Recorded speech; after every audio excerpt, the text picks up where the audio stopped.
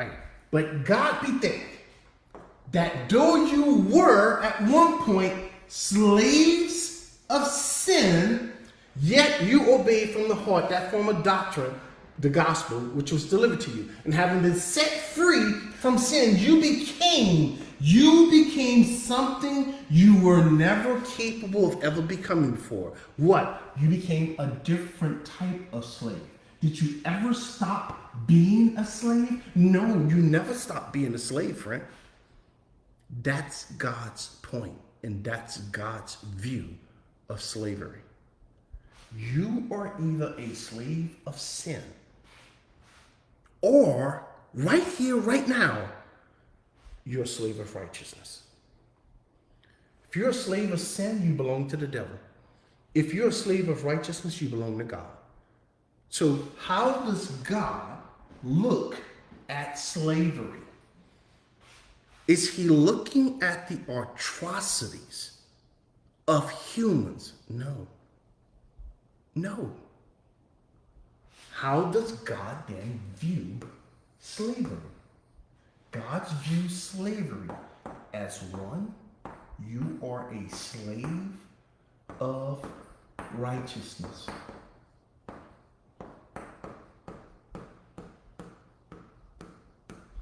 Or two, you are a slave of sin. That's God's view on slavery.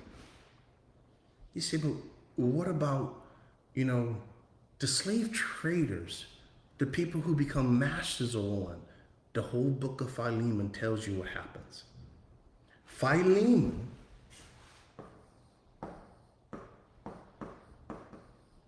was a slave owner. Onesimus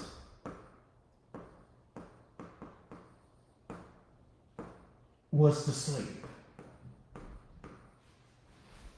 Okay? In that book of Philemon, did God condemn Philemon for being a slave owner? No. Did God take Onesimus and stop him from being a slave? No. Then how did God resolve this?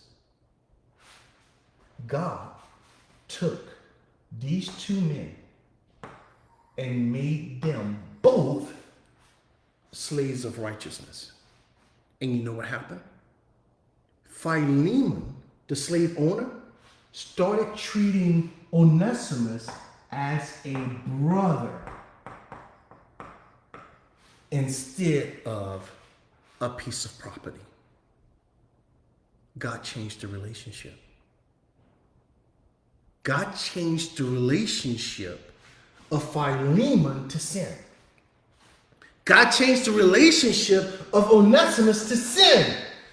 And when he changed them from the inside, making them both slaves of righteousness, then we don't have a problem with the way Philemon treated Onesimus.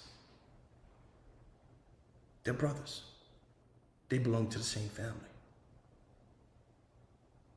Do you see what's going on here? Philemon is playing the role of God. He is the master. You and I are represented by Onesimus, a slave to sin. God became man and put on his son's account, who happens to be in this story, the Apostle Paul. Philemon played the role of God the Father. Paul played the role of Christ. Onesimus played the role of the sinner. Paul asks God, or Christ asks God, Paul asks Philemon, to put Onesimus' sins that he did against Philemon, put them on my back, put them on my account, and you treat Onesimus like you would treat me. The whole book of Philemon is role play on slavery. You mean slavery that we see? No, friend. slave of sin to slave of righteousness. Don't read the book like a human. Read the book like God wrote it. So, do God welcome and is happy and satisfied with the way people treat slaves here on earth? No. That's horrible. Why do they do that? Because these rascals are slaves to sin.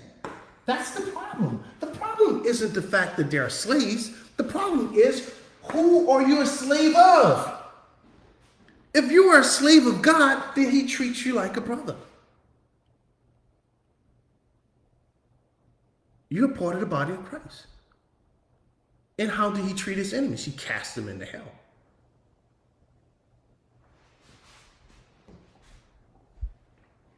All right, where were we? I'm sorry. Anyhow, then for Christ is also 1 Timothy chapter 3 as the anointed man to angels and humans, showing how to be godly. You know what? I'm going to stop here because I need to do more on Christ in the church because there's some explaining I have to do of some of these verses.